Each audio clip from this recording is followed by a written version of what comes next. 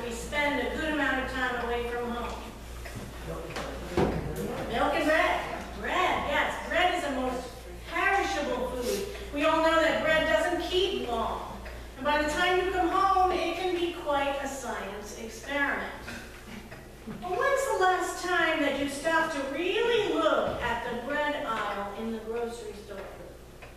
If you don't know what kind or type of bread you need, you may be overwhelmed by all the choices.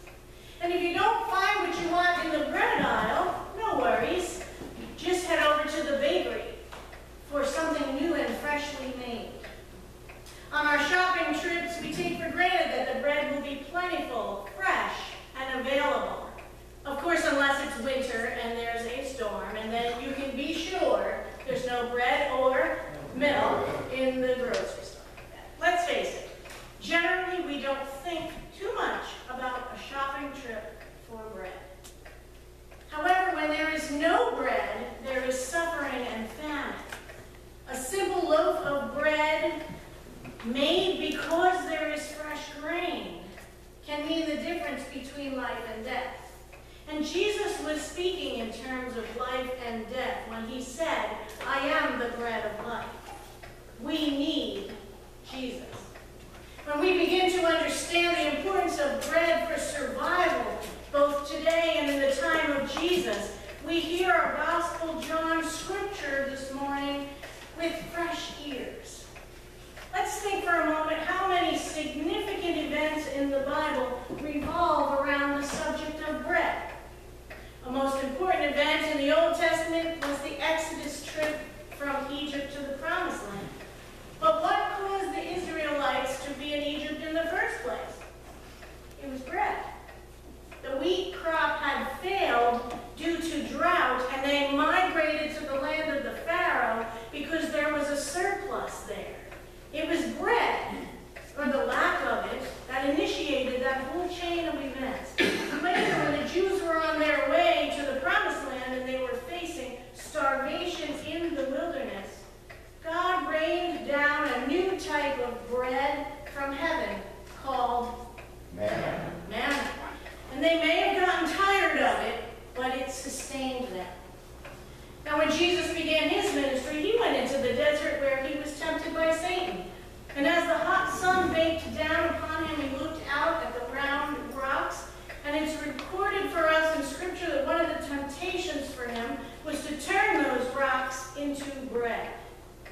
And this temptation was for Jesus to use his power to end suffering of world hunger. Not just because he might have been hungry himself from being in the desert without food. But Jesus understood the ramifications of this. He recognized it as an earthly misuse of power, refused, and he said, man cannot live by bread alone. Now, as Christians, when we gather together to share in the celebration of communion, we remember bread in a special way. You simply cannot escape the significance of bread as we celebrate Jesus offering up himself as the living bread. Throughout our communion liturgy and throughout our Christian heritage, we come to realize our need for this bread of life. When I first became a pastor, years ago now, I was searching for the bread I wanted to offer during communion. I had spoken with my fellow clergy, and they were all using a variety of breads. Some pita bread, some grated challah bread, some sourdough bread. And all had interesting stories to share. And I was trying a different bread each month to decide what was going to work best. You see, the church I grew up in broke tiny pieces of matzah crackers for communion, and the bread and the cup were received separately.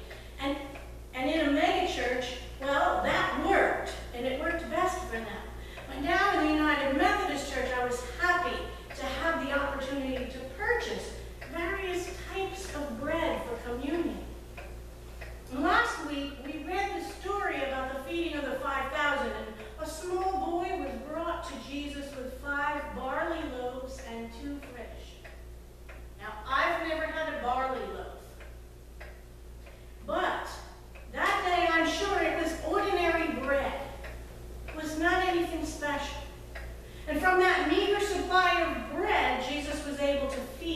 the vast multitude.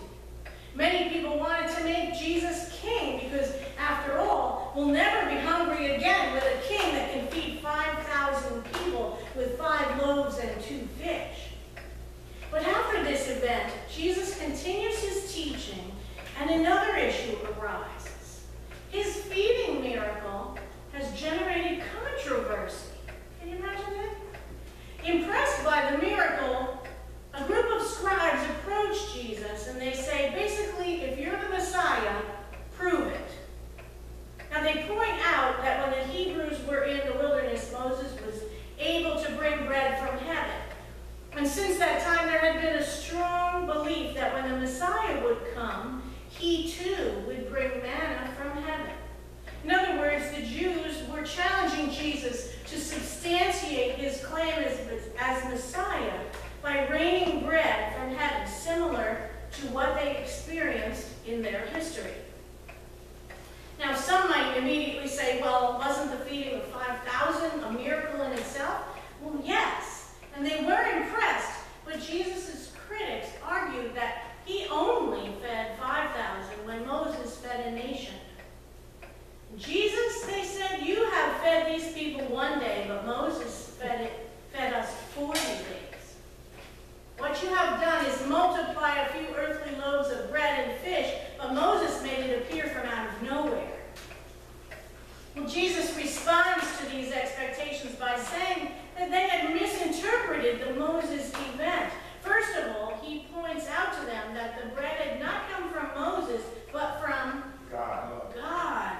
That's huge. Moses was the facilitator, but the originator of the manna from heaven was God. Secondly, they failed to see that the real bread from heaven was not manna at all. That was only meant to be a symbol of the true bread. While it is indeed necessary to sustain the physical earthly body of the Israelites in the wilderness, the real bread from heaven comes down and feeds not only man's physical needs, but also his spiritual hunger as well. And it was at this point that Jesus said, I am the bread of life. He who comes to me shall not hunger, and he who believes in me shall never thirst. It's important to note that the simple fact that this verse of Jesus saying, I am the bread of life, aligns to the verse when Jesus tells the woman at the well that he can supply her with living water. Once again, Jesus is making the direct connection between the physical and the spiritual, the water and the bread. Bread is central to the major stories of the Bible, plays a significant role in life, but we understand first that to satisfy our hunger for heaven, we cannot eat the bread of earth. Jesus was saying that they were putting too much emphasis on the physical bread, similar to what I was doing with the purchasing of the communion bread, right? Too much emphasis on the physical bread. They had once again taken their focus off God, the giver of the manna, and placed their faith in Moses, the human facilitator of God's will. Supplying physical needs is important. After all, we just learned of Jesus feeding the people with the disciples last week, right? He fed 5,000 people. He met their physical need. But what Jesus is saying here is that it is deeper. There is a deeper aspect to this issue of bread. 200 years before Jesus arrived on the scene, there was a Roman emperor who initiated something called the bread dole. And this meant that grain could be supplied to the poor for half the price. And the dole quickly became a political tool to be used to buy votes. Even corruption, right? If Jesus were not careful, this whole thing of freely giving bread could quickly be looked upon by others as a political maneuver to win friends and influence people. But remember, Jesus was not looking to set up an earthly kingdom. He was not looking for votes. Yes, bread plays a significant role in every life, and as followers of Jesus, we understand we have physical as well as spiritual needs. To satisfy our hunger for heaven, we must eat the bread of heaven. saying, while life depends upon bread, bread only sustains life. It does not make the fullness of life that God intends it to be. I'd like to share a quote from Brett Blair, who is from the Christian Hope Network. Here's what he says about bread. Bread has power, but in the end, its power will fail. Bread can buy you land, but not love. It can buy you gold, but not gladness. It can buy you silver, but not sincerity. You can trade bread for commodities, but not for comfort. Real estate, but not righteousness. Hotels, but not heaven. And thus ends the quote. To satisfy your hunger for heaven, you cannot eat the bread of earth. You must eat the bread of God. And that bread is Jesus, who came down from heaven and gives life to the world.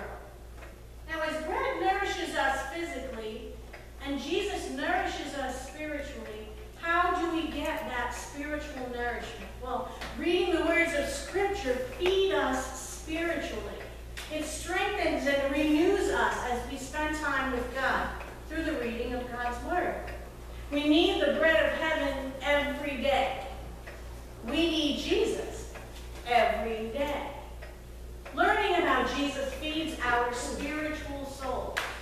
The crowd said to Jesus, "Give us this bread from heaven." They were hungry for the spiritual.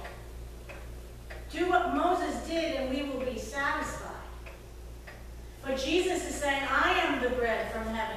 He who comes after me will never hunger." Every parent or caregiver knows that human beings need more than bread to survive. Food is not all we need. People need to be loved and they need to be held. They want to play and have a desire for knowledge. We hunger after new experiences. In short, we hunger after quality of life, not mere physical existence. That is what Jesus Christ ultimately provides for us. Quality of life, a way to get beyond ourselves and not merely exist, but experience life day